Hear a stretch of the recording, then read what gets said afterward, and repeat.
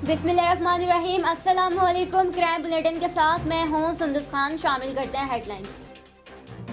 मलिर बकरा पीड़ी में सिलेंडर धमाका। धमाके में एक शख्स जहां बहक होने वाले वसी नामी शख्स को जिना अस्पताल मुंतकिल कर दिया गया।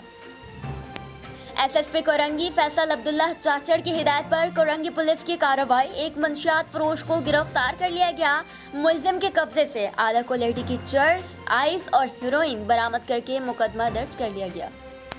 मुबीना टाउन पुलिस के खुफिया इत्तलाह मिलने पर कार्रवाई। एसएचओ ने दोनों भाइयों को गिरफ्तार कर लिया। दोनों भाई अपनी दहशत फैलाने के लिए लोगों को जान से मारने की धमकियां देते थे। मुलजिमान में उमैर और जुबैर शामिल हैं। मुलजिमान के खिलाफ मुकदमा दर्ज करके मजीद तफ्तीश शुरू कर दी गई। मलिर मंशियात फरोशों का गढ़ बन गया। मेमनकोट से मंशियात फरोश साथी समेत गिरफ्तार। मुलजिमान के कब्जे से मोबाइल फोन्स और मंशियात बरामद करके मुकदमा दर्ज कर लिया गया।